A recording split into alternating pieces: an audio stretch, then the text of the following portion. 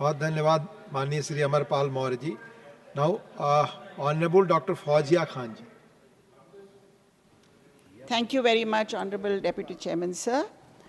Sir, India made 5 commitments at COP26, which include net zero emissions by 2070, non-fossil energy capacity to 500 gigawatts by 2030, carbon intensity down to 45% by 2030, fulfillment of 50% of India's energy requirements through renewable resources by 2030, and, sir, reduction of 1 billion tons of carbon emissions from the total projected emissions. But India still remains significantly behind its COP26 goals, sir. As of May 24, India could achieve merely 28 to 38% of the 2030 targets. Climate change and its effects are becoming increasingly apparent, highlighting the urgency of transitioning to renewable energy. The budget of the ministry has been raised to 19,100 crores, which is an 87% boost, sir, and correctly so. But the issue is implementation. Maharashtra, for instance, the highest consumer in the country, consumed 126 terawatt hours in 2021. This has been projected to reach 200 by 2028. And in 2023, renewable energy contributed to just 17% to the total energy generation of the state and 34% to its installed capacity, sir. Despite Maharashtra's potential to generate about 2 lakh megawatts of renewable energy, 11.79% of India's total, its installed capacity as on 30th June 24 was only around 17,000 megawatts.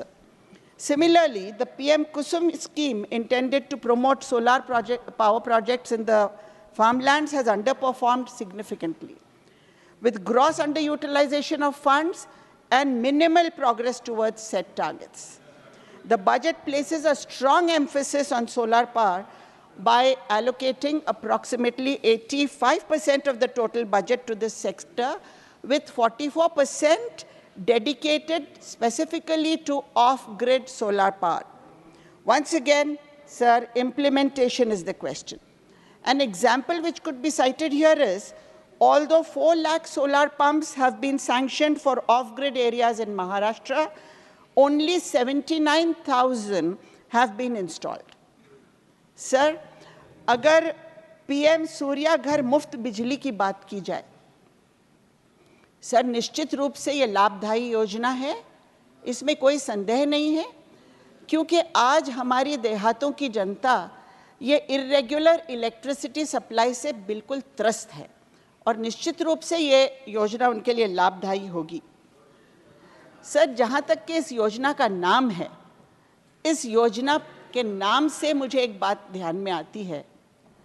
Sir, चूहा पिंजरे में क्यों फंसता है? चूहा पिंजरे में इसलिए फंसता है, सर, कि पिंजरे में उसे समझ में नहीं आता है कि पिंजरे में रखी रोटी उसे मुफ्त में क्यों मिल रही है। सर, यहाँ जहाँ तक नाम का संबंध है, तो नाम में सिर्फ शब्द मुफ्त है, लेकिन योजना में कुछ भी मुफ्त नहीं है, सर। ये योजना सब्सिडाइज्ड योजना है। इसका अर्थ ये है कि किसान को बैंक जाना होगा, किसान को कर्ज के लिए एप्लीकेशन देना होगा, उसकी सब्सिडी सैंक्शन होती है, तभी जाकर इस योजना का लाभ उसे मिल सकता है। प्रश्न ये है, सर, कि आज किसान को बैंक्स में जाकर लोन लेना बहुत कठिन हो गया है। क्यों कठिन हो गया है, सर?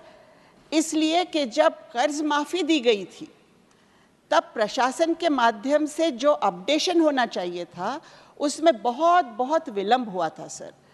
और इसका परिणाम ये हुआ कि किसानों का जो सिबिल स्कोर था वो टोटली खराब हो गया, सर। और क्योंकि आज किसानों का सिबिल स्कोर पर इतना भयानक परिणाम हुआ है, कोई भी बैंक उन्हें कर्ज देने के लिए तैयार नहीं होता है।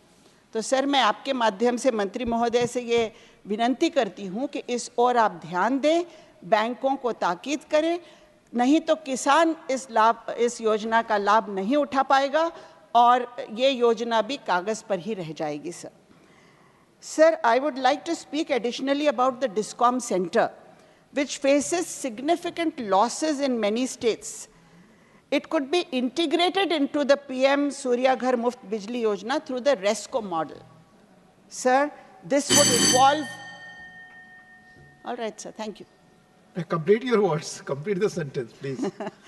This would involve leasing rooftops and installing systems, relieving consumers of upfront costs, and aiding DISCOMs in meeting renewable energy targets. Let us move towards a secure future for our upcoming generations in real earnest. Thank you, sir. Thank you, Fauzia Khan ji. Now, Honorable Dr. M.